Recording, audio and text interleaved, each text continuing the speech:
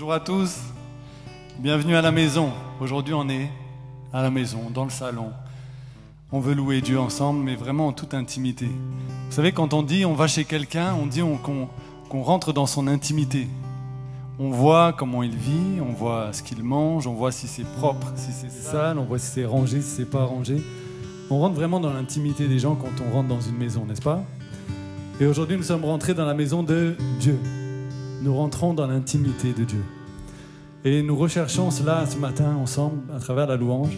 C'est pour ça qu'on est très simplement installés et on veut simplement chanter pour louer notre Dieu, mais en toute intimité. L'intimité, c'est quoi? C'est se connecter à Dieu tel que nous sommes. Vous savez, quand on est à la maison, en général, on dit on est nous-mêmes. Quand on est dehors, des fois, on peut être un peu timide, un peu réservé, mais à la maison, là, les visages se libèrent, les cœurs se libèrent. Et ici, vous êtes chez vous, vous êtes à la maison, dans la maison de Dieu. Soyez libres de louer Dieu. Si vous avez besoin de vous mettre à genoux, de pleurer, de crier de joie, de sauter, faites-le, vous êtes à la maison. Vous êtes vous-même et Dieu attend votre cœur de vous voir vous-même tel que vous êtes en train de le louer et l'adorer. Amen. Alors, qui est à la maison? Amen. Alors, on y va. Louons Dieu ensemble.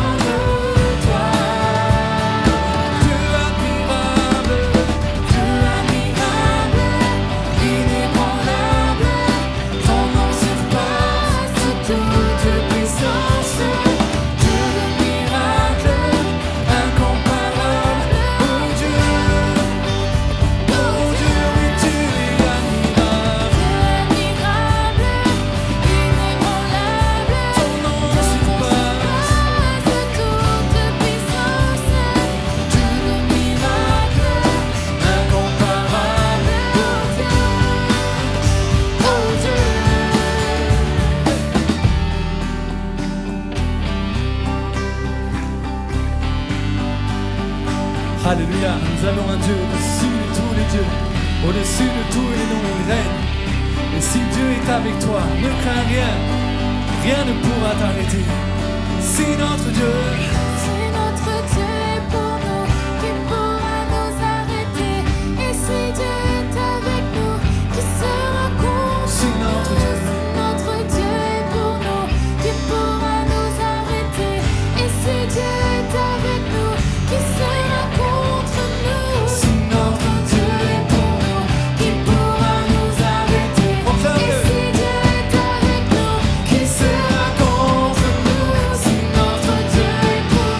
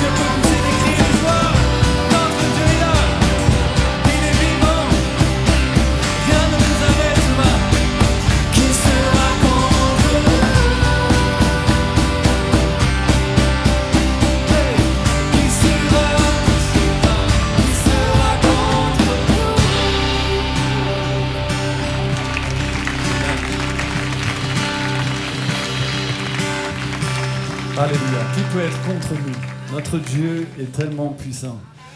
Vous savez, un passage que j'ai lu cette semaine dans Lamentation 3, je pense que c'est le pire passage de la Bible. Jérémie est déprimé, mais je n'ai jamais vu ça.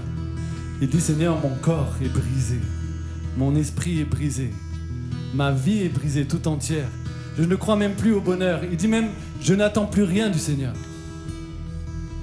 Mais juste un verset en dessous, il dit, une chose que je veux me rappeler, qui me garde, qui me donne de l'espoir. Seigneur, tes bontés se renouvellent chaque matin.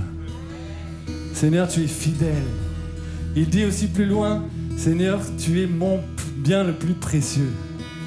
Il dit, il est bon d'attendre en silence le secours de l'Éternel. Après avoir dévoilé son intimité à Dieu, de dire, Seigneur, ça va pas du tout. Ma vie là, ça va pas du tout. Mais il a levé les yeux vers le ciel, il a dit, Seigneur, je sais que tu es mon plus grand bien. Je sais que c'est toi mon plus grand bien. Et ce matin, peu importe par où tu passes, si tu es dans la joie, gloire à Dieu. Si tu es dans la peine, gloire à Dieu. Proclame que Dieu est avec toi, il est ton seul bien. Alléluia. Alléluia.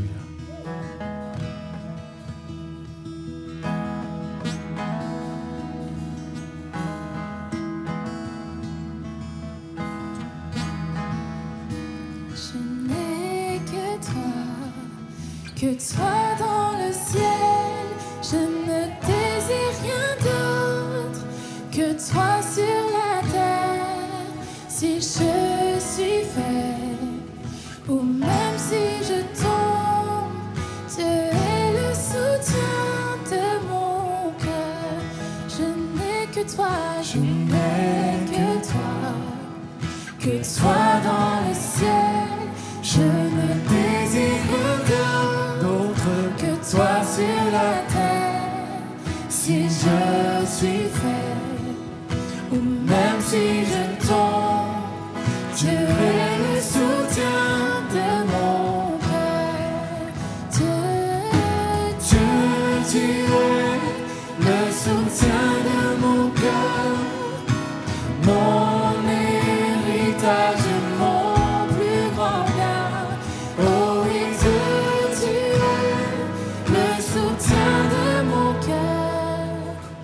Près de toi, je me sens bien.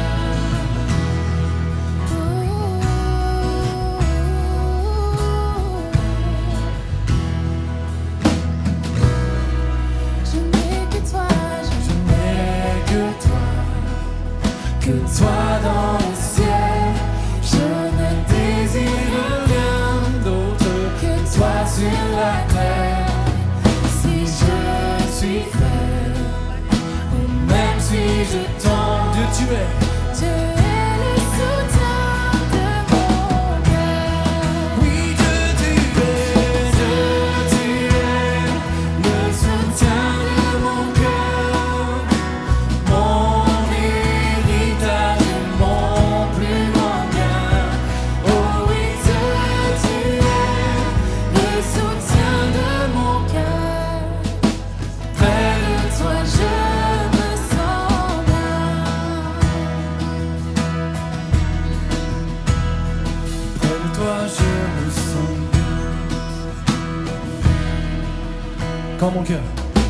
quand mon cœur était plein d'amertume, je perdais la raison et je n'y voyais plus rien. Mais Dieu s'approcha pour me saisir la main. Tu es le soutien de mon cœur. Oui, Dieu tu es le soutien de mon cœur.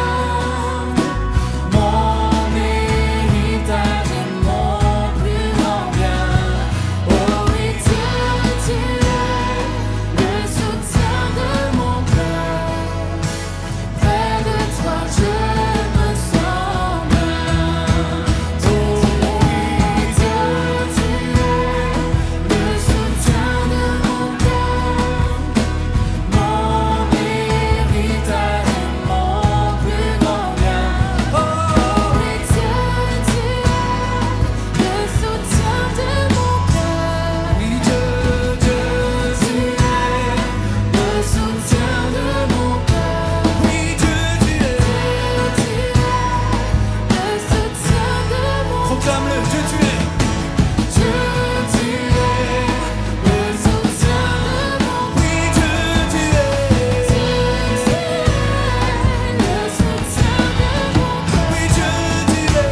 Dieu tu es, le soutien de mon cœur. Près de toi je me sens bien. Près de toi je me sens bien. Près de toi je me sens bien. Oh, près de toi je me sens bien. Proclame près de toi. Près de toi je me sens bien. Tout près de toi. Près de toi je me sens bien. Encore plus près de toi. Près de toi je me sens bien. Je veux être près de toi. Près de toi je me sens bien. Encore plus près de toi. Près de toi je me sens bien. Alléluia. Adore ton Dieu. Approche-toi de lui. Seigneur, attire-nous à toi. Attire-nous à toi. Nous voulons reconnaître que sans toi, nous ne sommes rien. Tu es notre plus grand bien, notre bien le plus précieux. Près de toi, Seigneur, nous sommes bien. Nous sommes comblés. Nous sommes complets. Alléluia. Près de toi, je me sens bien. Près de toi, je me sens bien.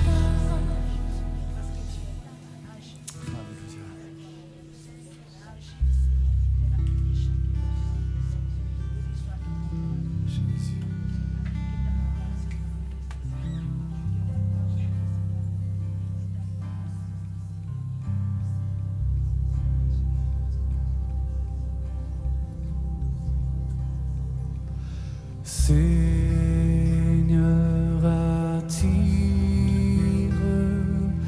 mon cœur à toi. Je te désire tout près de moi. Ma délivrance dans le danger, c'est ta présence, divin berger. C'est ta présence, divin berger. Chantons l'ensemble. Seigneur, attire. Seigneur, attire mon cœur à toi. Je te désire. Je te désire tout près de moi. Ma délivrance dans le danger, c'est ta présence, divin berger. C'est ta présence, divin berger.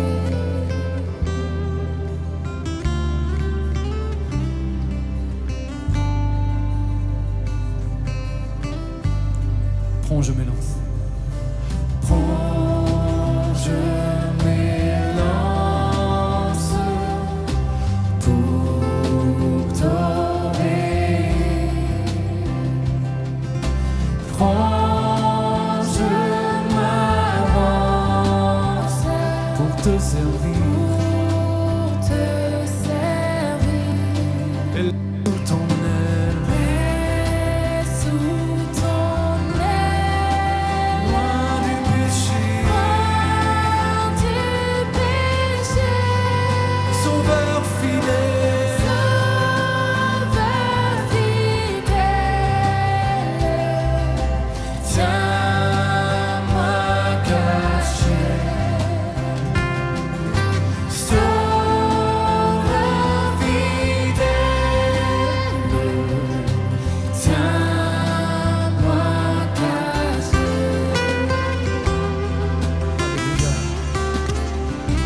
Seigneur, tiens-nous cachés en toi.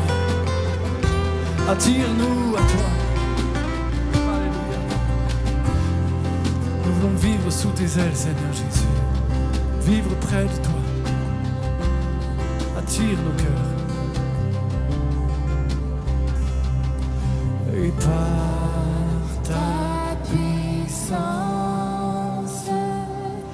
brise soumet ma résistance à tout jamais. Courbe mon être, ma volonté, sois-en le maître,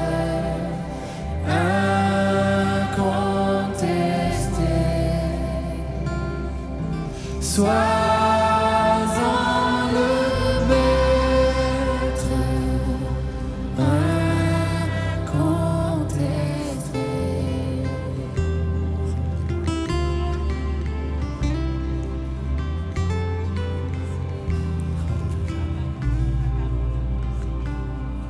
Sois le maître, Seigneur, sois le maître.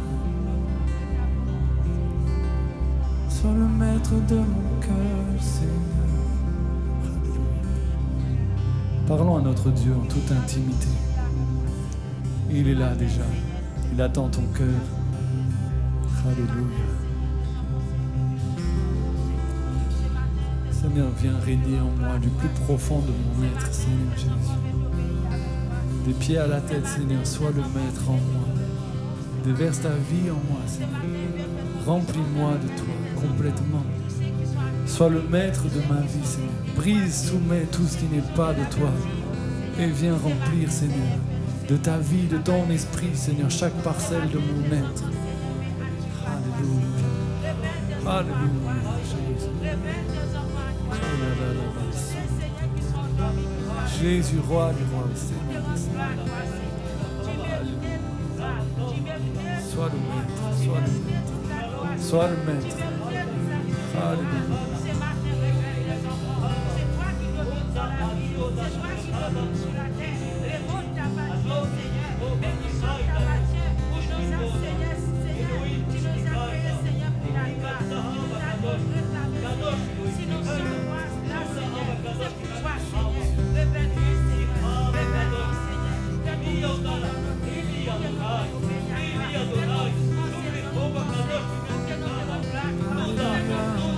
Continue à adorer le Seigneur, commence à élever la voix une nouvelle fois et continue à rentrer dans cette intimité de l'Esprit de Dieu. L'Esprit de Dieu t'entend. Alors parle-lui, exprime les sentiments de ton cœur. Chaque cœur puisse libérer. C'est du fruit de lèvres que le cœur parle. Qu'est-ce qu'il y a sur tes lèvres pour le Seigneur? Qu'est-ce que tu ressens pour ton Dieu en ce matin? Est-ce que tu veux rentrer dans cette adoration? Adoration en esprit, en vérité. Ta bouche va exprimer ce qu'il y a dans ton cœur. Et c'est ce que nous voulons, Seigneur, rentrer dans ta présence. Que nos cœurs s'ouvrent à toi en cet instant. Que nos cœurs s'ouvrent à toi en cet instant. Nos pensées s'ouvrent à toi.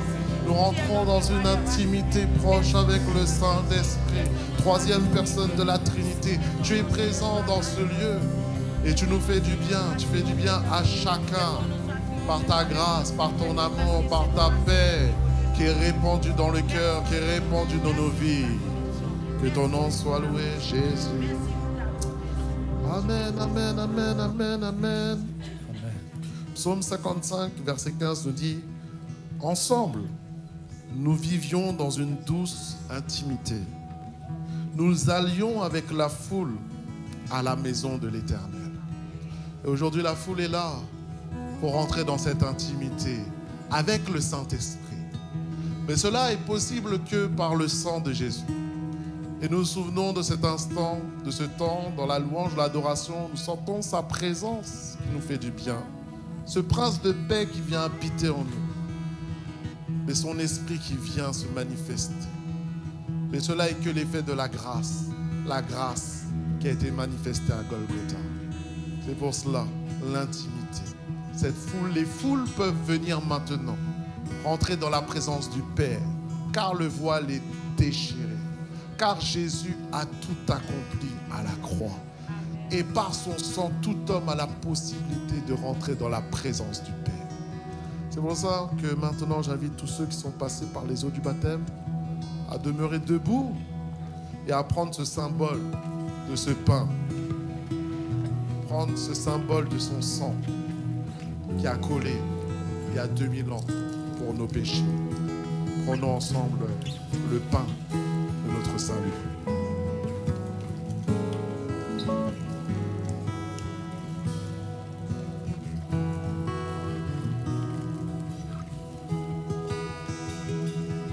Ensemble, prenons maintenant cette coupe de la nouvelle alliance, la réconciliation avec le Père.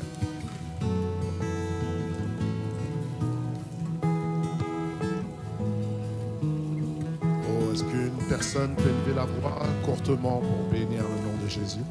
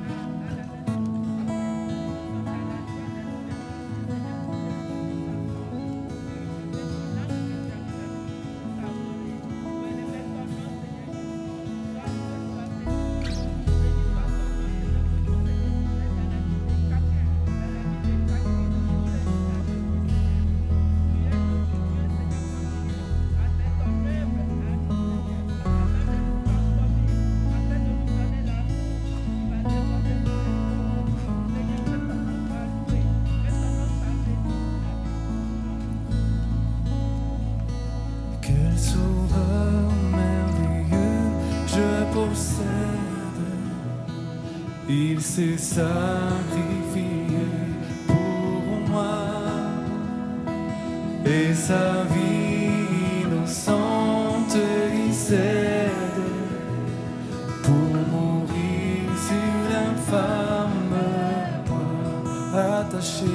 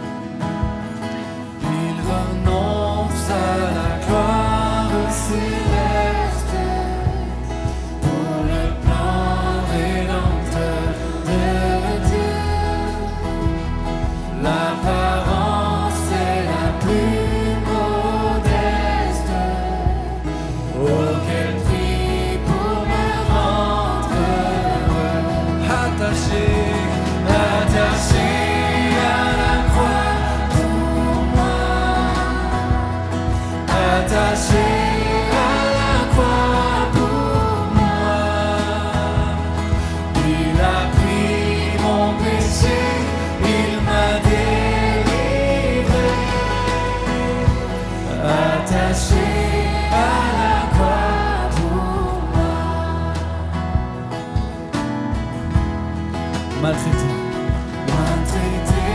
innocent pour ma vie, pour mes iniquités brisées et chargé de mes maladies. Il mourut pour guérir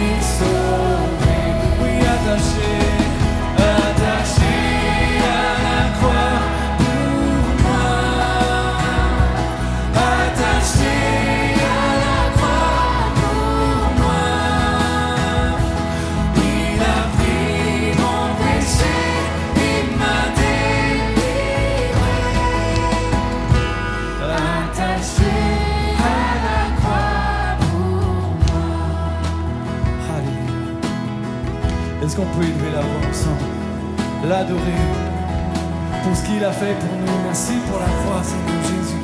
Tu es attaché à la croix pour moi. Tu es mort et tu es ressuscité. Merci Seigneur pour cette vie que tu nous donnes. Merci pour ce sacrifice merveilleux.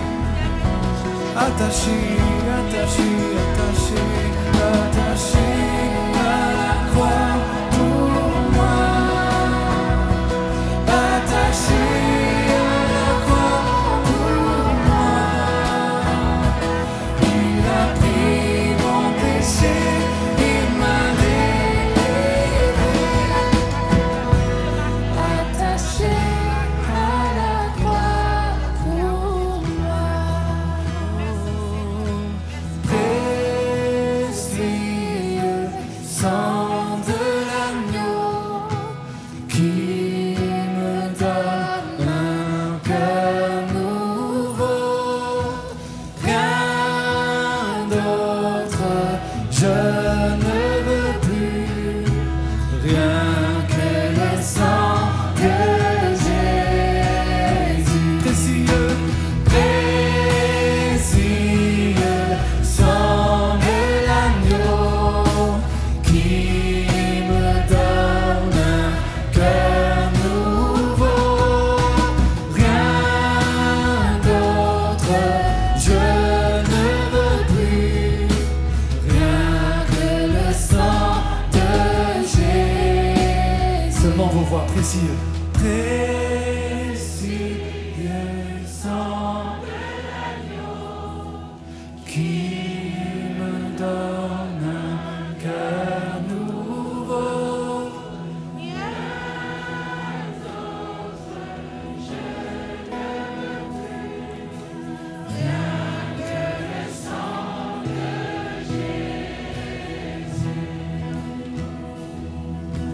Rien que le sang de Jésus.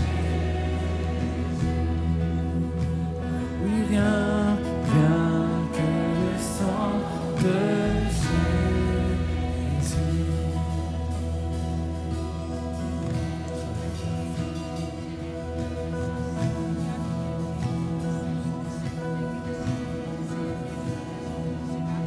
Alléluia. Que des voix s'élèvent.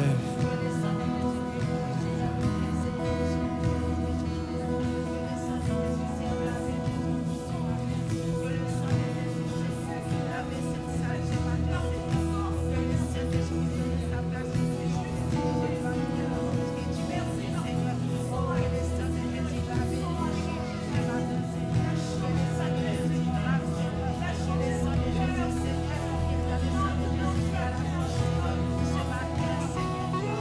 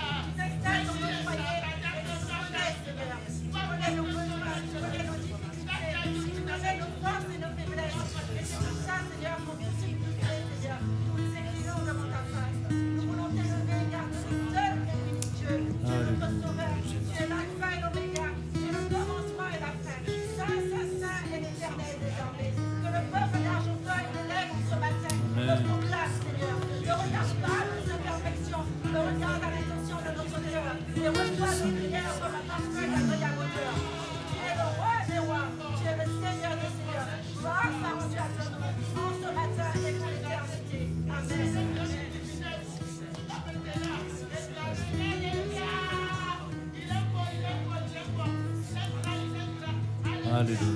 Alléluia. Notre Dieu est bon, notre Dieu est grand, merveilleux. Amen. Qui était à la maison ce matin? Qui était à la maison de Dieu? Amen.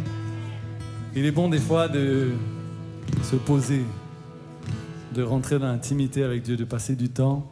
Vous savez, la présence de Dieu, c'est pas forcément des cris, c'est pas forcément de l'intensité, c'est pas forcément de la force. Des fois, c'est le souffle doux et léger qui nous fait du bien, qui nous restaure. Amen.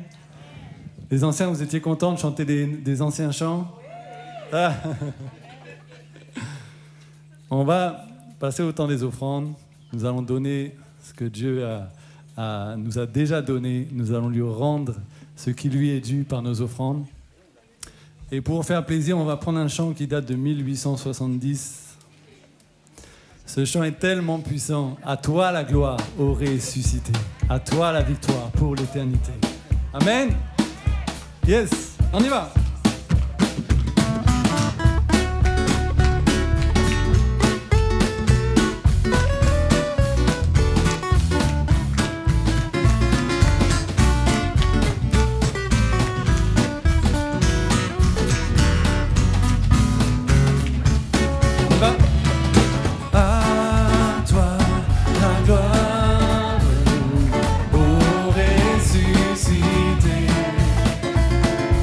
Ah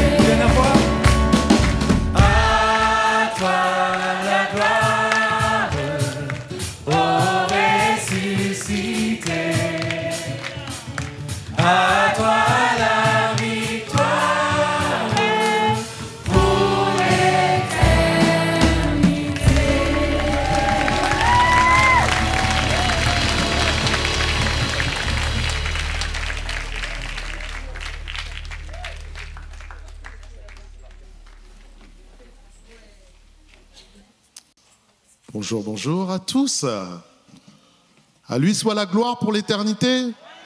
À lui soit la gloire pour l'éternité. Dis-moi amen. Toi, amen ne me plaît pas, dis amen. Et applaudis le Seigneur déjà. Alléluia. Pourquoi nous on chante ça depuis des années, des centaines d'années, mais de génération en génération, il est Dieu. Et ne change pas, il demeure Dieu. Et il reçoit la louange et l'adoration en tout temps, en toutes circonstances. C'est pour ça le chant que tu as chanté il y a 20 ans, il y a 40 ans, il y a 100 ans, on le chantera encore, encore et encore. Applaudis ce merveilleux Jésus. Ah! C'est magnifique d'entendre l'Église chanter à toi la gloire. C'est beau. Et on va faire ça pour l'éternité. À chanter, à adorer notre Dieu. Ah, laisse-moi le prier.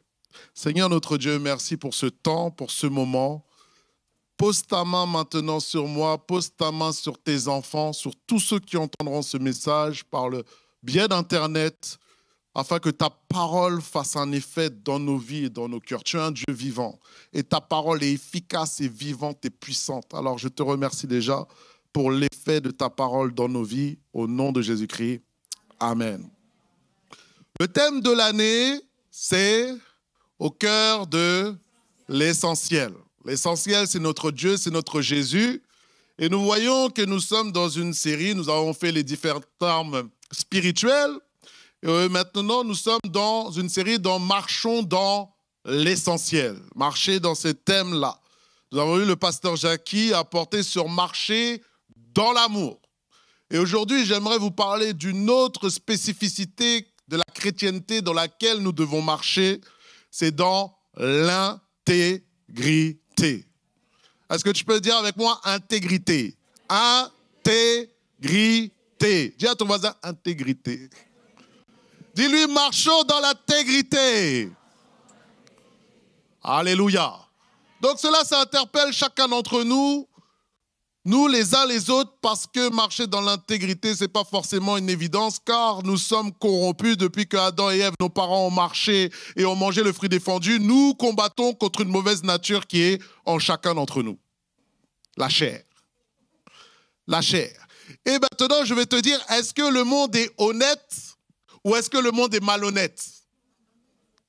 Moi, je te pose une question comme cela. On a vu, je crois, cette semaine, des policiers qu'on a retrouvés en train de faire des trafics de drogue. Je crois que c'est ça qui est sorti. On dit, mais quel est ce monde dans lequel ça ne tourne pas rond? On attend des policiers la justice, on attend le bien-être, on attend se battre pour le bien, attraper les trafiquants. Mais là, lui-même, celui qui doit attraper les trafiquants devient lui-même un trafiquant. Il y a un problème. On est d'accord ou pas? Et justement, je regardais une vidéo, à un certain moment, c'était une vidéo drôle.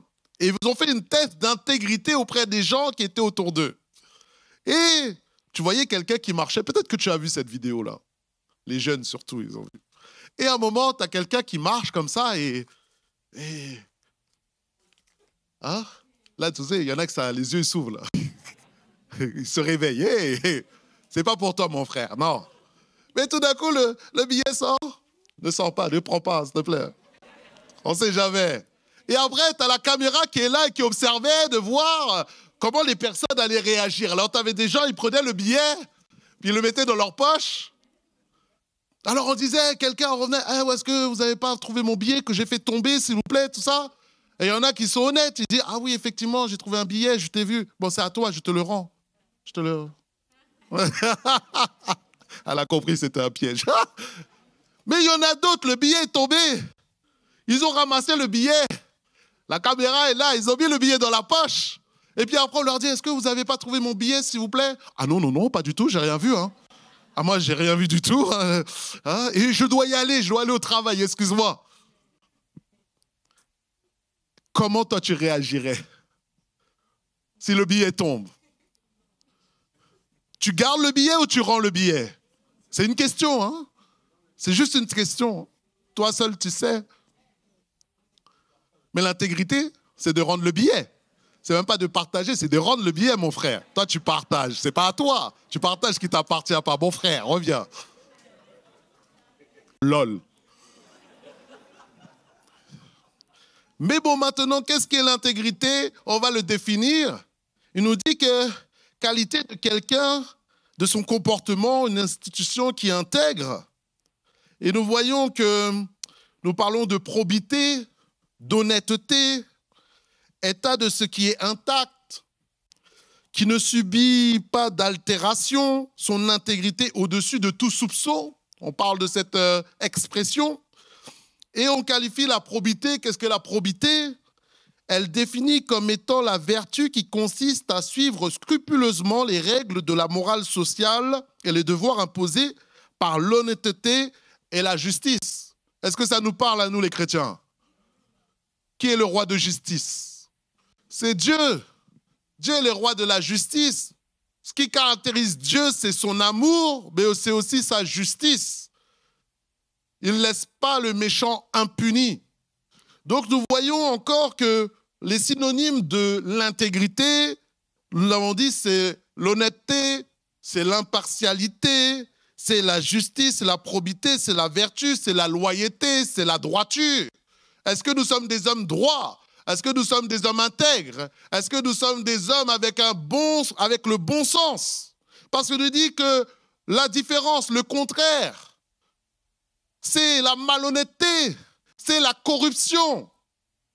C'est ces choses, c'est l'indélicatesse.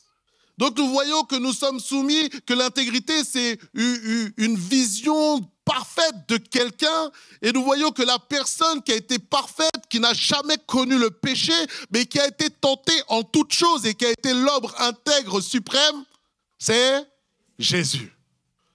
Il a dit, il a été tenté en toutes choses, il n'a jamais péché, il n'y avait rien de Satan en lui. Alors il pouvait avancer dans ce monde, la tête haute, et nous montrer maintenant à nous, chacun d'entre nous, le chemin, la vérité et la vie, de marcher selon ses commandements. Et il dit, celui qui m'aime, il garde mes commandements. Donc ça veut dire que la manière dont tu aimes Jésus va se manifester dans ton caractère, dans ton attitude, dans les actions que tu vas poser. Dis-moi amen. Et c'est comme ça qu'on va voir que quelqu'un aime Jésus, c'est comment il se comporte. Dis-moi amen. Alors nous voyons qu'en hébreu, intégrité veut dire perfection, état complet, abondance, innocence, simplicité. Et ce terme, nous l'avons surtout dans l'Ancien Testament, mais on sait qu'il se manifeste d'une autre manière dans le Nouveau Testament. Intègre. Et c'est vrai qu'il y a des professions qui n'ont pas bonne presse, on dit. Hein? Quoi comme profession? On ne veut pas choquer les gens, je ne veux pas te choquer. Mais les garagistes, ils n'ont pas bonne presse. On dit, fais attention, hein? Tu vas chez le garagiste, hein? Hein? Il y avait une pièce qui manquait, maintenant il y en a deux. Ils n'ont pas bonne presse. L'intégrité. Alors, j'aimerais te parler d'un homme qui, la première fois, le mot intègre est venu. Qui est-ce? Non, ce n'est pas Job. Je dis la première fois dans la Bible. C'est Abraham, ma sœur l'a dit. Abraham, exactement. Genèse 17, verset 1. Lorsque Abraham fut âgé de 99 ans, l'Éternel apparut à Abraham et lui dit, je suis le Dieu tout-puissant. Aïe, aïe, aïe, aïe, aïe. Je le redis ça parce que là, il y a une puissance dans ce... Je suis le Dieu tout-puissant. Comme ça que Dieu se présente. Marche devant moi et sois intègre et j'établirai mon alliance entre moi et toi et je te multiplierai jusqu'à l'infini. Donc on voit que la première chose que Dieu a dit à Abraham, il s'est présenté, il a dit maintenant marche avec moi. Et maintenant, aie le caractère que je veux que tu sois, parce que tu es un prophète de l'Éternel. Et par ton attitude, maintenant, je vais déployer en toi une descendance qui est aujourd'hui présente, qui est les enfants d'Abraham. Papa Abraham a beaucoup d'enfants. Papa Abraham a beaucoup d'enfants. Et je suis l'un d'eux, et toi-même aussi. Oh, il n'y en a pas des anciennes générations là. Alléluia. Donc nous sommes maintenant la descendance d'Abraham tous ceux qui ont accepté Jésus comme Seigneur et Sauveur, nous sommes maintenant les descendants. C'est par la foi que nous sommes enfants de Dieu et nous sommes des fils et des filles d'Abraham. Et c'est pour ça qu'il a dit, marche avec moi dans l'intégrité, marche avec moi. C'est pour ça l'Éternel, Dieu te dit aujourd'hui, marche avec moi. Marche avec Dieu, marchons avec l'Éternel qui est notre guide, qui est notre berger, et sois intègre. Dis à ton voisin, sois intègre et marche avec l'Éternel. Dis ça à quelqu'un d'autre, marche avec Dieu et sois intègre. Amen. Maintenant, est-ce que le monde est simple? Est-ce que le monde est compliqué? Le monde est compliqué et il sera de plus en plus compliqué. Qu'est-ce que nous dit le texte de 2 Timothée, chapitre 3, versets 1 à 5? Sache que dans les derniers jours, est-ce qu'on n'est pas dans les derniers jours? On est dans les derniers jours.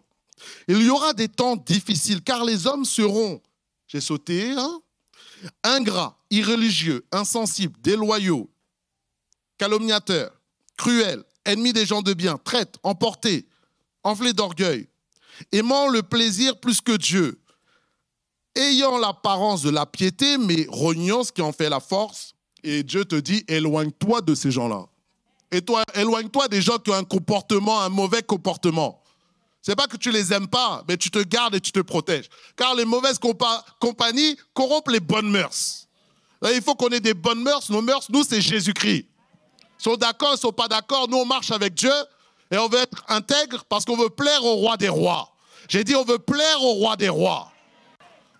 Alors, nous voyons cette attitude, ce comportement, mais ça veut dire que les gens seront de moins en moins intègres, de moins en moins droits, de plus en plus malhonnêtes, de plus en plus avec de vices, de plus en plus avec toutes sortes d'attitudes de corruption. Et nous, dans ce monde, comme il y a eu Sodome et Gomorrhe, Lot, le juste, a dû marcher droit. De la même manière, ce qui est arrivé du temps de Sodome et Gomorrhe arrive encore aujourd'hui, va arriver encore aujourd'hui. Ce n'est pas parce que le monde est pourri que tu dois être pourri. J'ai dit, ce n'est pas parce que le monde est pourri que tu dois être pourri. C'est-à-dire, oui, mais lui, il fait ça, lui, il fait ça. Chacun va rendre des comptes à Dieu, individuellement et personnellement. Ah, ça, il faut avoir la crainte de ça. On va tous passer devant le tribunal de Christ. Ah oui, mais ça fait peur, hein? C'est pour ça que la crainte de Dieu est le commencement de la sagesse, mon frère, ma soeur. Et la crainte de Dieu, et la crainte de Dieu. Ok, on avance. Introduction.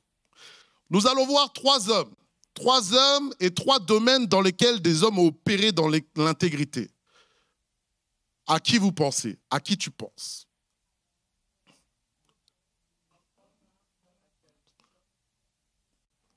On va commencer par Job. Il y en a, ils n'ont pas osé répondre. Ils ont répondu dans leur tête. Job. Alors, je dis souvent que Job, ce n'est pas par hasard qu'il est dans la Bible. Parce que ça rééquilibre la vision de voir Dieu. On voit bien que Job a vécu beaucoup de problèmes. Et ce n'est pas parce qu'on vit des épreuves que Dieu n'est pas là. Ça nous montre ça. Sinon, on dirait, ah, tu as des problèmes, Dieu n'est pas avec toi. Ouais, mais Job est là. Job est là pour nous enseigner et nous éduquer. Alors, lisons ensemble Job, chapitre 1, verset 1. Si tu peux lire la parole de Dieu avec moi, où elle va apparaître sur PowerPoint. Job, chapitre 1, verset 1. Et là, prends le temps de bien lire les Écritures et de méditer les Écritures. Job 1, verset 1. Ça commence comme ça. Il y avait dans le pays d'Uz un homme qui s'appelait Job. Et cet homme était intègre et droit. Il craignait Dieu et se détournait du mal. Ça, c'est le CV de Job, CV spirituel. Maintenant, on va au verset 6. Regarde ce qui se passe dans le monde spirituel. Or, les fils de Dieu vinrent un jour se présenter devant l'Éternel. Et Satan vint aussi au milieu d'eux. L'Éternel dit à Satan, « D'où viens-tu » Et Satan répondit, « L'Éternel, de parcourir la terre et de m'y promener. » L'Éternel dit à Satan, « As-tu remarqué mon serviteur Job ? Il n'y a personne comme lui sur la terre. C'est un homme intègre et droit, craignant Dieu et se détournant du mal. » Verset 9. Et Satan répondit à l'Éternel, est-ce que d'une manière désintéressée que Job craint Dieu? Ne l'as-tu pas protégé? Lui, sa maison et tout ce qui est à lui, tu as béni l'œuvre de ses mains et ses troupeaux, couvre le pays, mais étends ta main, touche à tout ce qui lui appartient, et je suis sûr qu'il te maudit en face. Amen. Intéressant. Intéressant ou pas? Donc on voit que tout d'un coup, la vie de Job est connue de Satan, elle est connue de Dieu, elle est connue du monde spirituel. Et nous voyons que voici le témoignage que Dieu l'Éternel, il dit que sur la face de la terre, et voilà le compliment, sur toute la face de la terre, il n'y a pas un homme comme Job, intègre comme Job. Ça veut dire que Dieu est capable de voir le degré d'intégrité que chacun d'entre nous avons. Dieu sait chacun ici là qui est le plus d'intègre de l'Église en action. De toute l'Église, de toute la France, de toute la nation, Dieu connaît qui est qui. Et alors maintenant, c'est comme si Dieu est en train d'exprimer Satan qui est en train de se promener sur toute la terre. Ça veut dire que Dieu, lui, il est omniscient, il est omnipotent, il est omniprésent, il est partout. Il voit tout. Mais le diable, lui, il a besoin de se déplacer pour voir. Mais il se déplace sur toute la surface de la terre. Il se balade pour voir, pour tenter, pour agir, pour opérer avec ses démons. Et là, Dieu parle à Satan, il dit, tu connais, tu as vu mon serviteur Job, tu vois comment il est? Et regarde ce que le diable est en train de dire. Il dit, écoute, s'il te bénit, s'il marche avec toi, ben regarde, tu as béni ses finances, tu as béni ses enfants, tu as béni sa maison. C'est parce que tu l'as béni qu'il est intègre et droit. Et donc, il y a un défi qui est lancé. Satan lance un défi à Dieu. Il y a un défi spirituel qui est lancé à Job. Et il dit maintenant, retire tout et on va voir s'il va continuer à être intègre et droit. Job était là et vivait sur la terre tranquillement. Il était tellement intègre qu'il faisait des holocaustes pour sa vie, c'est-à-dire des sacrifices, mais il faisait des sacrifices aussi pour ses enfants en disant « Oh, peut-être que mes enfants, ils ont péché, alors je vais faire des sacrifices pour leur vie. » Tellement il était droit et intègre pour ne pas déplaire à l'Éternel. Lui, il ne se rendait pas compte que sur terre, il se passait des choses comme ça. Il était en train de vivre sa vie tranquillement avec sa famille, mais dans le ciel, il y avait un enjeu spirituel sur la tête de Job. Il a dit, et Dieu a permis qu'il touche à tout sur la vie de Job. Et tu te dis, waouh, Job, quel homme de Dieu, quel homme de Dieu. Il perd son troupeau, il perd ses enfants, il perd ses finances, il perd sa réputation, il perd ses amis, il perd le soutien de sa femme. Qu'est-ce que lui dit sa femme? Maudit Dieu et meurs. C'est quel genre de femme épouse ça? Non. Ta femme, allez, maudit Dieu, arrête. Meurs, laisse tomber, va en enfer, direct. Il perd tout. On est d'accord ou pas? Mais pourtant, regarde ce qu'il répond à son épouse. Il dit, mais Job répondit, tu parles comme une femme insensée. Quoi, nous recevrons de Dieu le bien et nous ne recevions pas aussi le mal? En tout cela, Job ne pécha point par ses lèvres. 21. Je suis sorti nu du sein de ma mère, nu je retournerai dans le sein de la terre. L'Éternel a donné, l'Éternel a ôté, que le nom de l'Éternel soit béni. On le connaît ce verset. Mais regarde les circonstances dans lesquelles Job dit ce verset. Ah non, Job, tu es quelqu'un. Est-ce que nous, on dirait ça? Parce qu'il faut se mettre dans le contexte. Tu perds tout. Est-ce qu'on perdrait tout? Quand tu perds ton emploi, quand tu perds ta santé, qu'est-ce qu'on dit? Ah, Seigneur, tu es où, Seigneur? Tu m'as abandonné, tu m'as délaissé. Est-ce qu'il y a une réponse naturelle, humaine? Mais je veux te dire, quoi que tu vives sur terre, quoi que les situations, quoi que les problèmes, Dieu est bon. J'ai dit ton Dieu est bon. J'ai dit ton Dieu est bon. Et c'est ça qui est la parole qui est déclarée, c'est qu'est-ce que soit que je vis sur terre, je ne lâche pas. J'ai dit je ne lâche pas. Parce que peut-être il y a un défi spirituel qui est dans le ciel, que le monde spirituel est en train de me regarder, me dire, mais comment tu vas te comporter face à cette épreuve? Dans cette épreuve, est-ce que tu vas pécher contre Dieu? Est-ce que tu vas abandonner Dieu? Est-ce que tu vas délaisser Dieu? Est-ce que tu vas moins être engagé dans ton service, moins engagé dans ta foi, moins engagé dans la prière, moins engagé dans la parole de Dieu? Parce que tu dis, Seigneur, mais qu'est-ce qui se passe dans ma vie? Regarde! C'est là où vient le défi pour moi, pour toi, pour chacun d'entre nous.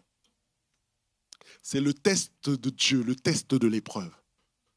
Et c'est là on voit si la foi est éprouvée comme l'or. Si elle est enracinée. C'est pour ça qu'on dit des gens, ah oui, mais ils ont quitté Dieu parce qu'ils ont vécu telle épreuve, telle situation. Ouais, mais Job, il n'y a personne. Non, Dieu est trop bon, a trop fait pour nous. Il n'y a personne. Non, Dieu a trop fait. Et quel que soit ce que nous vivons, sa présence est là et nous fait du bien. Alléluia. Est-ce que quelqu'un a eu du bien dans la louange? La bonté de Dieu se renouvelle chaque matin. Je ne te délaisserai pas, je ne t'abandonnerai pas, je serai avec toi. Et quand tu passes dans la vallée de l'ombre de la mort, je suis là.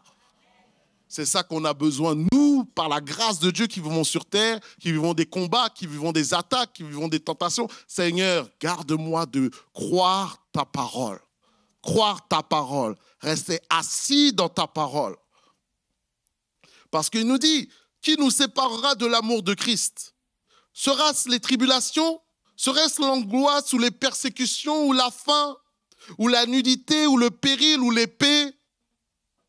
Mais dans toutes ces choses, nous sommes plus que vainqueurs par celui qui nous a aimés. Je te dis, tu es plus qu'un vainqueur. Je te dis, tu es plus que vainqueur. Je te dis, nous sommes plus que vainqueurs. Si la parole le dit, nous le croyons et nous avançons. Et quoi que je vive, Seigneur, permets que je ne pêche point de ma bouche en disant, mais où tu es, tu m'as délaissé, tu m'as abandonné. Non! Je reviens à ta parole, je reste fidèle à ta parole, je continue malgré que le combat est difficile, mais je continue et je persévère. Pour ne pas pécher contre toi, ô Dieu Tout-Puissant. Laisse-moi te parler d'une situation que quelqu'un m'a exprimée, une sœur de l'église, une sœur.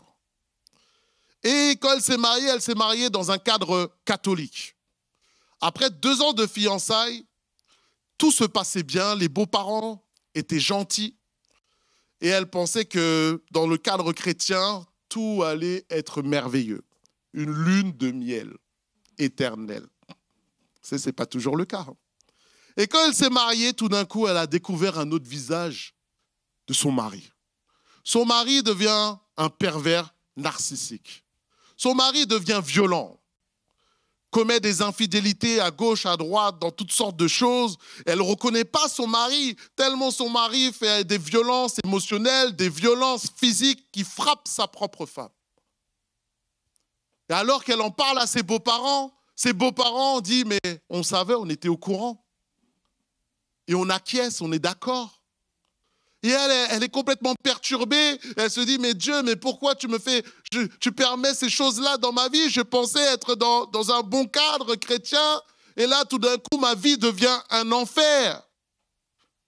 Et alors qu'une situation alors que le mari était en train de frapper sa femme, il était en train de frapper, tout d'un coup, les enfants sont en train de rentrer. Alors que les enfants rentrent, tout d'un coup, c'est une chose qui a éclairé son esprit. Elle voit son mari faire un regard jouissif, de frapper sa femme devant ses enfants, animé d'un esprit démoniaque. Et alors elle a dit, je ne peux pas rester il faut que je sauve mes enfants, il faut que je sauve ma vie. Et elle s'est séparée de ce monsieur. Mais elle m'a raconté que dans ses épreuves, dans ses difficultés, elle s'est rapprochée de Dieu. Dans ses ténèbres, elle a décidé de continuer à vouloir aimer son mari. Elle a voulu pardonner son mari. Et elle a dit, mais ma force, mon appui était en Dieu, c'était mon refuge. C'est comme ça que j'ai eu la force. Si Dieu n'était pas là, je ne serais plus de ce monde. Aujourd'hui, maintenant, elle est sortie de cela.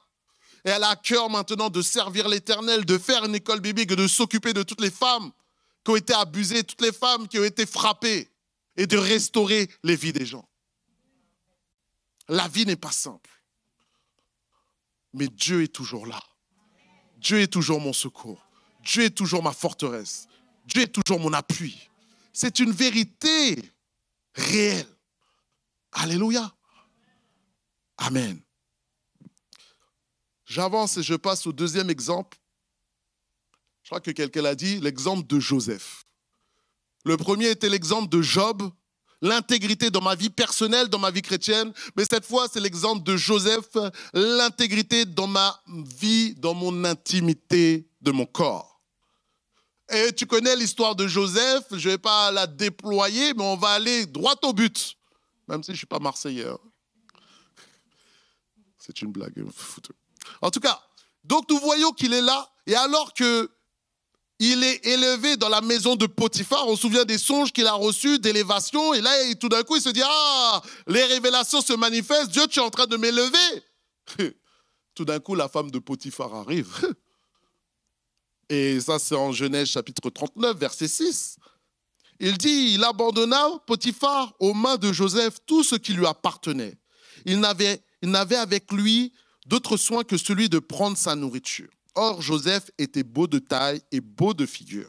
C'était un beau gosse. C'est ça que la Bible est en train de dire. Après ces choses, il arriva que la femme de son maître porta les yeux sur Joseph et dit quoi? Eh oui, dans la Bible, il y a ça. Oui. Couche avec moi. C'est dans la Bible. Alors, lui, il refusa. Il dit à la femme de son maître, voici mon maître ne prend avec moi connaissance de rien dans la maison. Il a remis entre mes mains tout ce qui lui appartient. Il n'est pas plus grand que moi dans cette maison. Il ne m'a rien interdit, excepté toi, parce que tu es sa femme. Comment ferais-je un aussi grand mal et pécherais-je contre Dieu? Quiconque, quoiqu'elle parlât tous les jours à Joseph, il refusa de coucher avec elle, auprès d'elle, d'être avec elle. Waouh! Un exemple clair de défi de l'intégrité de Joseph. Alors que Joseph marche avec l'Éternel, marche avec Dieu, il a cette onction de sagesse, tout d'un coup, l'ennemi a mandaté quelqu'un pour faire tomber l'homme de Dieu. Ah oui, une envoyée de Satan. La femme de Potiphar. Et elle lui dit, couche avec moi, mais pas une fois, tous les jours. Il y a écrit tous les jours.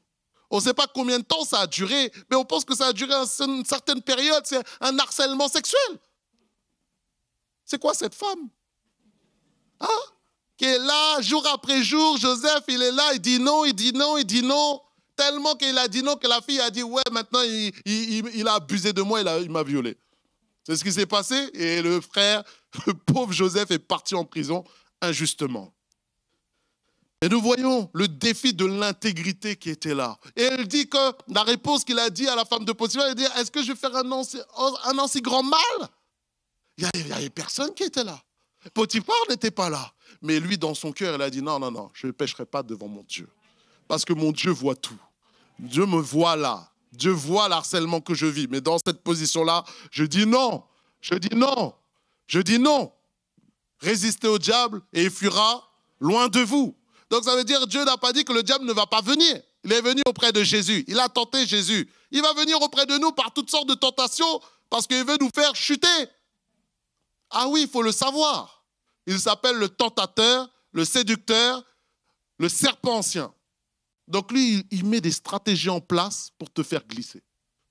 Alors c'est pour ça qu'au travail, là, il y a peut-être cette femme qui est là, hein, qui te sourit, belle dents blanches, hein, ou ce jeune homme qui est là, bien habillé, toujours sympathique, toujours sympa, cool. Mais Dieu, fais attention. Faisons attention. Alléluia. Faisons attention, que celui qui est debout prenne garde de ne pas tomber. Il n'y a personne là qui est plus que je ne sais pas quoi. Quand la tentation vient, qu'est-ce qu'il faut faire? Qu'est-ce que Joseph a fait? Qu'est-ce qu'il a fait? Il n'a pas dit, hey, femme de je suis fort, hey, vas-y, hein, continue. Non, il est parti en courant. Mon frère, fuis.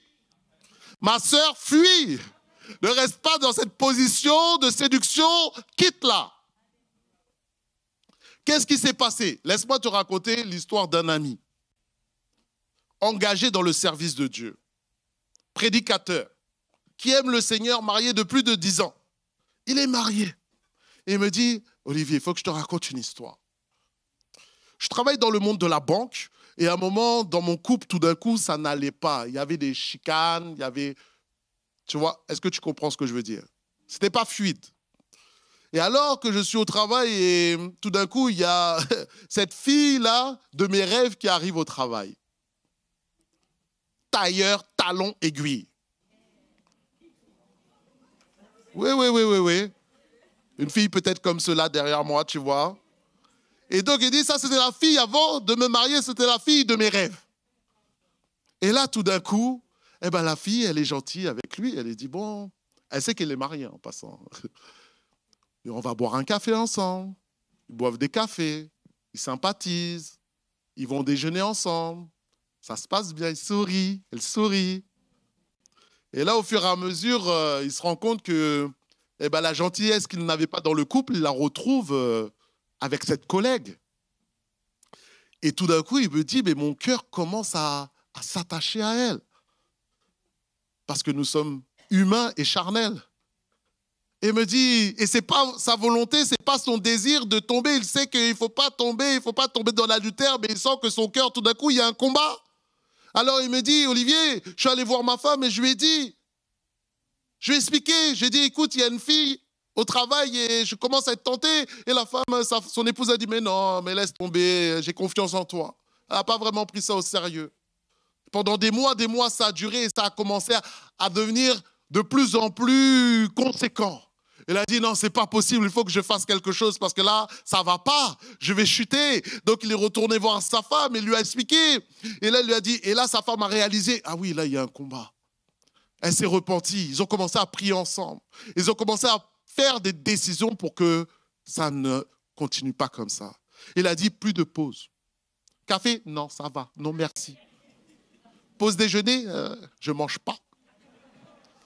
Ah oui, il a pris les choses en main, il a décalé les horaires. Toi, tu arrives à 9h, moi, j'arrive à 11h. OK?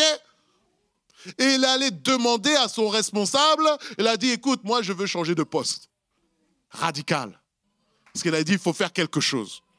Et alors que ça a duré pendant 5 mois, 6 mois, ce combat-là. À un moment, il a prié, il a agi, et tout d'un coup, il me dit qu'il était dans l'ascenseur. Ah, les ascenseurs, hein? C'est dangereux, hein? Alors qu'ils sont dans l'ascenseur, ils sont tous les deux, la porte se ferme. Hein? Et la fille lui dit, bah, écoute, mais tu sais, ça restera entre toi et moi. Moi, ça ne me dérange pas. Elle lui fait une allusion claire. Vous voyez, la séduction au fur et à mesure. Et lui, il a dit, non, c'est bon, c'est entre toi et moi, et il y a Satan qui est là. Non, non, non. Non, je veux marcher avec mon Dieu. Je veux rester intègre. Dieu a permis que cette femme ne soit pas renouvelée dans son travail et quitte son boulot. Elle n'a pas eu besoin de changer. Mais il y a eu un combat pour son intégrité corporelle, pour l'intégrité de son couple, l'intégrité pour sa descendance. Là, il y avait un combat qui se jouait dans le monde spirituel. Satan envoyait ses mandataires. Mais Dieu a envoyé son mandat aussi, son mandataire, le Saint-Esprit, qui te donne la force de tenir dans les moments difficiles et la sagesse de bien agir. Alléluia! Est-ce qu'on peut applaudir le Seigneur qui nous soutient? Il nous aide. Il nous aide dans nos difficultés. Proverbe 6,32 dit, celui qui commet un adultère avec une femme est dépourvu de sens. Celui qui veut se perdre agit de la sorte. Matthieu 5,28, quiconque regarde une femme, quiconque regarde un homme, pour le convoiter, a déjà commis un adultère avec elle dans son cœur. Il a senti le danger dans son cœur, il a mis les choses en place pour sortir de là. Il m'a dit, Olivier, jamais j'aurais cru dans ma vie vivre ça. Parce que je connais la parole, je connais les enseignements. Mais la chair est faible, mais l'esprit est bien disposé. Marchons par l'esprit, nous n'accomplirons pas les désirs de la chair. Proverbe 28,6. Mieux vaut le pauvre qui marche dans son intégrité que celui qui a des voies tortueuses et qui est un riche. Et cela maintenant m'interpelle pour l'intimité dans ma vie corporelle, dans ma intimité, dans mes relations. Ça veut dire de garder mon mariage, de garder mes enfants, de garder mon couple, de garder mon intimité spirituelle par la grâce de Dieu. Nous savons les temps que nous vivons sont des temps compliqués. De plus en plus compliqués. Il n'y avait pas autant de pression, autant de choses par rapport aux relations jusqu'à aujourd'hui. Internet, toutes ces choses qui peuvent faire glisser les hommes et les femmes de Dieu. Mais nous continuons et nous persévérons par le Seigneur. Troisième point et dernière partie que je veux partager avec vous. Quelqu'un, je pense, l'a évoqué. Un homme de Dieu qui a été fidèle, mais dans le domaine professionnel cette fois, c'est Daniel. Daniel, a été résolu de ne pas pécher de ne pas se souiller par les mets du roi. Mais avant cela, j'aimerais te parler de cet exemple qui est Daniel. Mais il y a un contre-exemple que nous avons vu de manque d'intégrité dans la société française. Est-ce que tu te souviens de lui? C'était un ministre.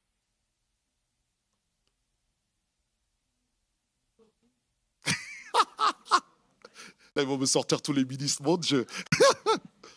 Non. Mais l'affaire Cahuzac. Est-ce que vous vous souvenez de Cahuzac? Bon, si vous ne vous souvenez pas, tu peux envoyer la vidéo. La séance est ouverte. 15 h à l'Assemblée nationale, le jour des questions au gouvernement. La séance se déroule comme d'habitude. Mesdames, messieurs les députés, surtout c'est bon. Madame la députée France Casalis. Mais personne n'écoute vraiment. Les esprits sont ailleurs.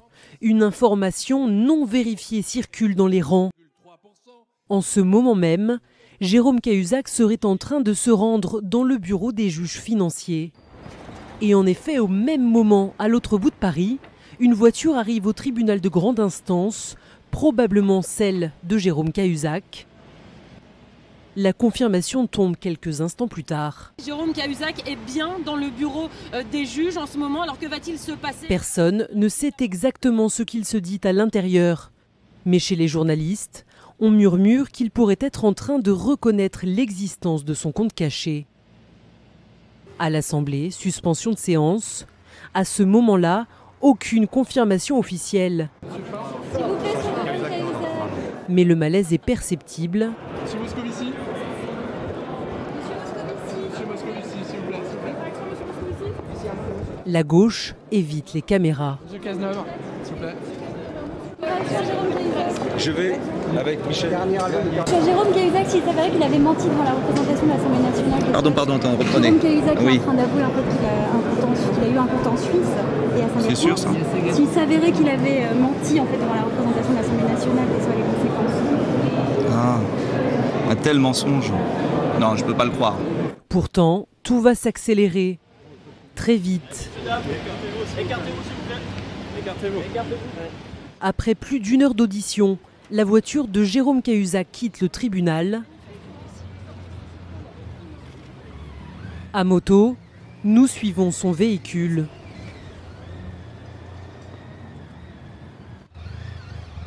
Rien d'officiel, mais quelques instants auparavant, il vient d'avouer au juge l'existence de son compte caché. À l'intérieur, Jérôme Cahuzac se doute probablement qu'il vient de déclencher un des plus gros séismes politiques de la Ve République.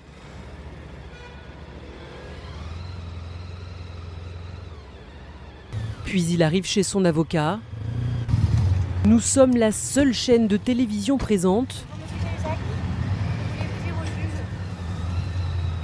Mais là encore, il ne fait aucune déclaration. Quelques instants plus tard, sur son blog, il publie ses aveux officiels. À Monsieur le Président de la République, au Premier ministre, à mes anciens collègues du gouvernement, je demande pardon du dommage que je leur ai causé. Il ajoute qu'il est dévasté par les remords et qu'il a ordonné le rapatriement en France des 600 000 € de ce compte. Coup de théâtre à l'Assemblée nationale. Une petite réaction, s'il vous plaît, une petite réaction. Pour la gauche, le coup est rude. Tous ont en mémoire l'aplomb avec lequel Jérôme Cahuzac s'est défendu durant 4 mois. Je dément catégoriquement les allégations contenues sur le site Mediapart. Je n'ai pas, monsieur le député, je n'ai jamais eu de compte à l'étranger, ni maintenant, ni avant. Les yeux dans les yeux. Est-ce que vous avez eu un compte en Suisse ou pas? Je n'ai pas, je n'ai jamais eu de compte en Suisse, Jean-Jacques Bourdin. Et la À réponse, aucun moment. Et la réponse, À aucun moment. à aucun moment. Même le jour où il quitte le gouvernement, il continue de clamer son innocence. Jusqu'à ce mardi 2 avril. Alors, pourquoi décider d'avouer? Peut-être parce que les juges étaient entre autres sur le point de découvrir la vérité. Voilà, comme le monde politique a été sali par un mensonge, par quelqu'un qui était là pour... et ce n'est pas pour le condamner, c'est juste un exemple. une situation de quelqu'un qui était là pour se battre, pour chercher les fraudeurs, mais lui-même était le plus grand des fraudeurs. Et tout d'un coup, ça nous choque dans notre éthique, ça nous choque dans... Mais non, c'est pas possible. Et tu mens à l'Assemblée nationale, et tu mens droit dans les yeux à M. Bourdin. Tu mens continuellement pour cacher ces choses. Et aujourd'hui, M. Cahuzac, où est-il? Que fait-il? Je ne sais point. Mais c'est devenu ce scandale de la vie politique. Cela nous parle en te disant que toi, dans le monde professionnel, si tu agis mal, si tu mens, si c'est révélé, ça te salit. Ça te salit. Tu perds ta crédibilité. Et en plus, maintenant, quand on sait que tu es chrétien, tu salis le nom de Jésus. Et toi, tu es chrétien, tu as fait ça. Toi, tu es chrétien, tu manipules. Toi, tu es chrétien, tu fais ça. La corruption. Honorons le nom de Jésus. Soyons intègres dans le monde professionnel. Et on sait que ce n'est pas évident, que ce n'est pas simple. Parce que oui, il faut faire du chiffre, faire du commerce. Et des fois, tu es amené à manipuler, à mentir pour faire ta vente parce que tu as la pression de tes supérieurs. Mais nous devons l'être droits et intègres. Alléluia. Comme Daniel a été déporté d'Israël, emmené à Babylone, et il devait être formé à être un serviteur du roi. C'est pour cela qu'il devait travailler pour le roi. Et alors qu'il avait ses mets qui étaient disponibles pour lui, ses mets de viande, il a dit « je ne me souillerai pas » parce que par ces viandes, il y avait des offrandes qui étaient faites à leur Dieu. Lui s'est souvenu. Je suis dans un monde, je ne suis plus à Jérusalem, je ne suis plus en Israël, hein, mais je me souviens de la Torah, je me souviens de ce que dit la parole de Dieu. Et je ne veux pas souiller mon âme devant le Dieu Tout-Puissant. Même si toi, Nebuchadnezzar, roi, tu es puissant, mais c'est tes ordres, ton autorité, je la respecte, mais il y a l'autorité des autorités qui est dans le ciel. Et c'est cette autorité qui doit dominer sur ma vie. C'est ce que Daniel a fait. Pour ça, il dit, Daniel résolu de ne pas se souiller. Une décision, une position pour rester pur dans le monde professionnel. Et alors, la faveur de Dieu était sur Daniel et il a incliné le cœur aussi du chef des eunuques. Et il a dit, c'est là où on parle du jeûne de Daniel, il a dit, ok, on va voir. Vous continuez à manger votre viande. Nous, on va manger les légumes. Mais comme l'Esprit de Dieu était là, il y avait plus de clarté, plus de force encore que ceux qui mangeaient les mets d'idolâtrie. Ça nous parle. Marchons purs dans le Seigneur. Marchons purs sur le monde professionnel. Malgré les pressions, malgré les collègues, malgré tes supérieurs. À ceux qui vivent selon la chair ne sauraient plaire à Dieu. Est-ce que nous voulons plaire à Dieu ou plaire aux hommes? Et là vient le combat et ce n'est pas évident, ce n'est pas simple. Et j'aimerais simplement qu'on puisse finir, je finis simplement avec cette dernière vidéo de ces témoignages, quelques minutes, de ce jeune homme qui est dans l'église et qui a vécu ce combat face à la corruption. Bonjour, je m'appelle Samuel, j'ai 25 ans et je fais cette vidéo pour faire un petit témoignage par rapport à la grandeur de Dieu, notre Seigneur, notre Sauveur, surtout quand on est fidèle, quand on écoute. C'est un témoignage sur ma vie professionnelle. En fait, moi, depuis que j'ai 18 ans, je travaille dans la fibre optique. Du coup, j'ai fait plusieurs entreprises. Pour ceux qui sont dans le monde de la fibre, vous connaissez, c'est un monde où il y a beaucoup de vices, parce que souvent les techniciens, ils sont payés en fait à la commission, il faut que ça fonctionne. Donc des fois, ils sont obligés de tricher pour que ça fonctionne, pour avoir de l'argent. Donc déjà, de base, c'est un monde très compliqué. Et moi, en 2019, en fait, je suis entré dans une entreprise qui s'est dit, qui disait qu'elle voulait de la qualité, en fait, qu'elle voulait de la qualité et qu'elle en avait marre d'avoir des pirates. Et donc, du coup, elle voulait avoir des gars sérieux. Et c'est comme ça qu'elle a monté son recrutement, en fait. Donc, elle a eu vraiment que des gars sérieux, pour le coup. On a accepté d'avoir un salaire moindre, en fait, pour entrer dans cette entreprise-là, parce qu'on savait qu'on allait faire que de la qualité, qu'on allait pas être payé sur le rendement et qu'on allait donner notre meilleur pour le client. Et du coup, ça s'est super bien passé. De mars à décembre, c'était incroyable, une expérience professionnelle magnifique. J'ai rencontré des personnes magnifiques. C'est un plaisir tous les jours de se lever et aller au bureau. Mais l'inconvénient de ce système-là, c'est que niveau argent, c'est coûteux parce qu'il faut du matériel de qualité. Et il est coûteux ce matériel-là. Il faut de l'essence. Voilà, les techniciens, ça coûte cher à entretenir, faut payer leur salaire. Et il n'y a pas plus d'argent qui rentre que dans les autres entreprises. Donc, bien évidemment, au bout d'un moment, il s'est posé la question, comment on va faire pour faire rentrer des sous? Et quand ils se sont posé la question, et ben malheureusement, le PDG, lui, il n'était pas trop d'accord. Et en fait, comme c'était une filiale, donc il y a quelqu'un au-dessus du PDG, et cette personne-là a décidé de changer de PDG. Et donc du coup, quand il y a eu le changement de PDG, on a eu un changement vraiment radical au bureau, dans l'entreprise. Et surtout, en fait, avant, les techniciens avaient 3 interventions par jour, 2-3 interventions par jour, ça a doublé. Donc mon travail a doublé parce que moi, mon rôle était d'aider les techniciens. J'étais le support des techniciens dans leur intervention. J'étais quelqu'un qui aidait les techniciens quand ils n'arrivaient pas à terminer leur journée. J'appelais les clients pour voir quand on pouvait reporter le rendez-vous. Et j'avais toujours de la disponibilité pour reporter, comme il n'y a pas beaucoup de rendez-vous de base. Et j'avais plus cette disponibilité-là, j'ai plus cette facilité à aider les techniciens et aider les clients. Donc déjà, c'était un peu plus compliqué. Et puis, est venu le moment aussi où les techniciens, ils étaient plus rentables en fait pour l'entreprise parce qu'ils touchaient trop bien, parce qu'ils n'étaient pas à la rentabilité. Donc ils ont commencé à vouloir changer énormément de choses. Et donc du coup, ils ont dit que maintenant les techniciens n'étaient plus payés comme avant et qu'ils allaient être payés à la commission à peu près, bon, avec un variable, un changement de système. Et donc du coup, moi déjà, je me sentais plus trop à ma place dans cette entreprise. Et on est venu me voir, on m'a dit, écoute Samuel, maintenant l'entreprise a changé de direction. Toi aussi, il va falloir que tu changes de manière de travailler, il va falloir arrêter d'aider les techniciens. Ton poste, va falloir être plus dur.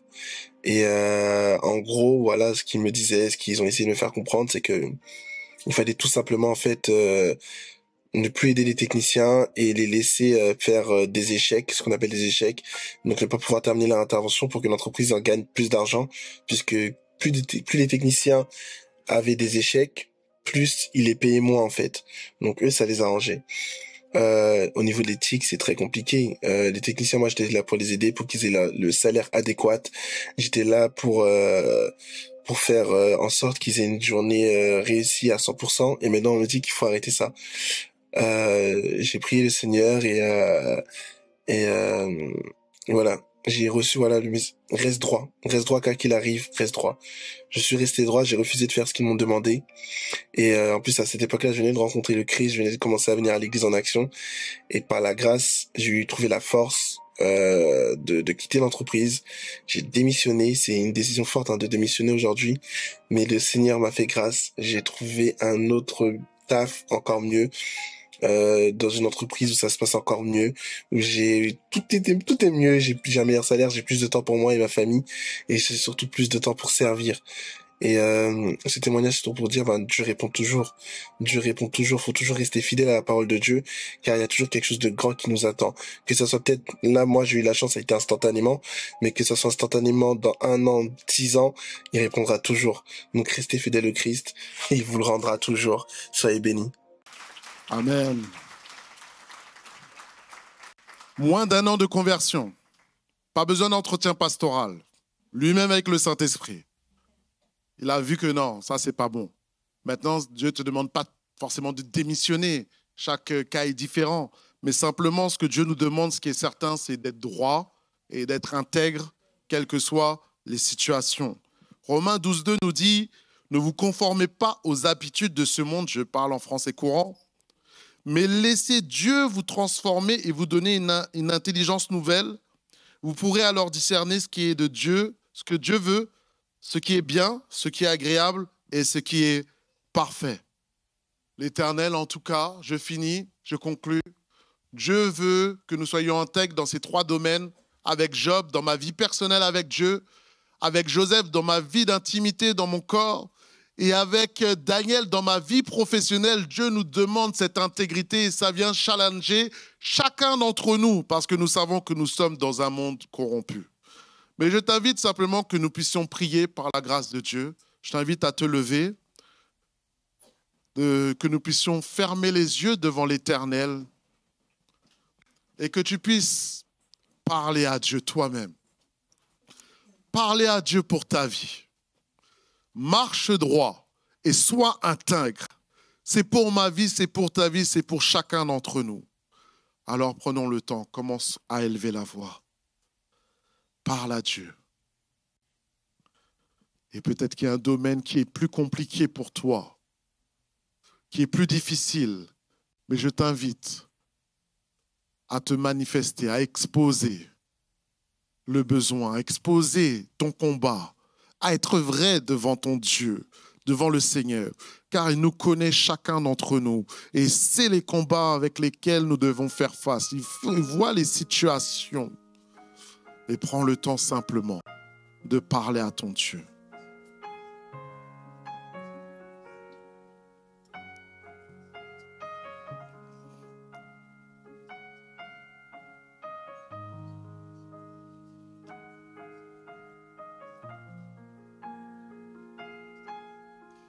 Expose ton cœur devant Dieu.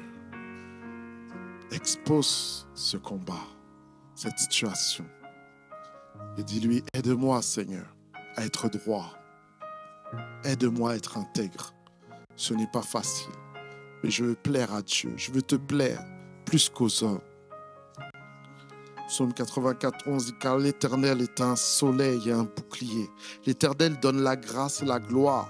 Il ne refuse aucun bien à ceux qui marchent dans l'intégrité. Seigneur, nous avons besoin de toi. Nous te remettons, Seigneur mon Dieu, cette parole maintenant qui a été libérée. Et Seigneur, viens l'arroser maintenant par ton Saint-Esprit. Aide chacun d'entre nous, Seigneur, parce que tu connais ces différents domaines professionnels, intimité, vie personnelle. Mais nous prions, aide-nous, Saint-Esprit, à marcher dans la droiture. Aide-nous, Saint-Esprit, à marcher dans la loyauté. Aide-nous, Seigneur, quand les gens voient ou quand les gens ne voient pas. Toi, tu vois toutes choses. Et que nous réalisons, Seigneur, ta présence, Seigneur, tes yeux qui sont sur chacun de nos vies, qui sont sur chacune de nos vies. Oh, donne, Seigneur, à l'Église de l'action. Une Église, Seigneur, mon Dieu, qui te glorifie en parole et en action. Que ça soit le dimanche, le lundi, le mardi, le mercredi, Seigneur, au travail, dans la famille. Aide-nous, Jésus, par ton Saint-Esprit. Nous avons besoin de toi, Seigneur.